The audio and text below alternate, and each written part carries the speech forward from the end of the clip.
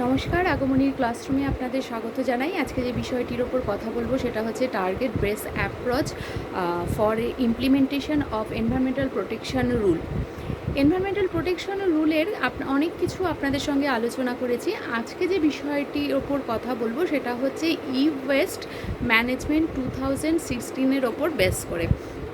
এখানে কি বলা হয়েছে? এখানে বলা হয়েছে যে নির্দিষ্ট ওয়েস্ট কী আমরা সরাতে চাই এনভায়রনমেন্টের থেকে, সেইগুলোকে আমাদের টার্গেট করতে হবে এবং কত তাড়াতাড়ি সেগুলো আমরা এনভায়রনমেন্ট থেকে রিমুভ করতে চাই বা এনভায়রনমেন্ট থেকে একেবারেই মুছে ফেলতে চাই, সেগুলোও আমাদের টার্গেট ওরিয়েন্টেড কাজকর্ম করতে হবে।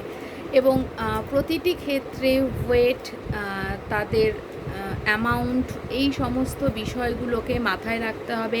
একই সাথে তাদের কোয়ান্টিটি কতটা হচ্ছে সেইগুলোও কিন্তু এক্ষেত্রে মাথায় রাখা হয় এবং চেষ্টা করা হয় যে যা ওয়েট এবং যা কোয়ান্টিটি আছে তাকে ওয়েস্ট হিসেবে ফেলে দেওয়ার আগে তার 30% কমিয়ে নেওয়ার চেষ্টা করা হয়।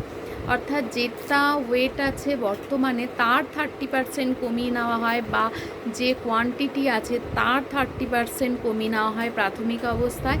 তারপর আবার সেটাকে প্রসেস করা হয়। এইভাবে দেখা যাচ্ছে কমাতে কমাতে গিয়ে আলটিমেট যা ওয়েট ছিল, যা কোয়ান্টিটি ছিল, তার থেকে কমাতে কমাতে অবশেষে 30% কেবলমাত্র পরিবেশে নিক্ষেপ করা হয়। এবং যে কোয়ান্টিটিটা নিক্ষেপ করা হয় সেটা এই হিসেবেই নিক্ষেপ করা হয় যাতে আগামী 2 বছরের মধ্যে সেটাকে পরিবেশ থেকে রিমুভ করে দেওয়া হয় বা অপসারিত করে দেওয়া সম্ভব হয়। তো আজকের এই টার্গেট বেসড অ্যাপ্রোচটা যদি আপনাদের ভালো লেগে থাকে, লাইক কমেন্ট শেয়ার করবেন এবং অবশ্যই যারা নতুন চ্যানেলটা সাবস্ক্রাইব করে দেখবেন। তো ভালো থাকুন, সুস্থ থাকুন এবং সচেতনভাবে জীবনযাপন করুন। নমস্কার।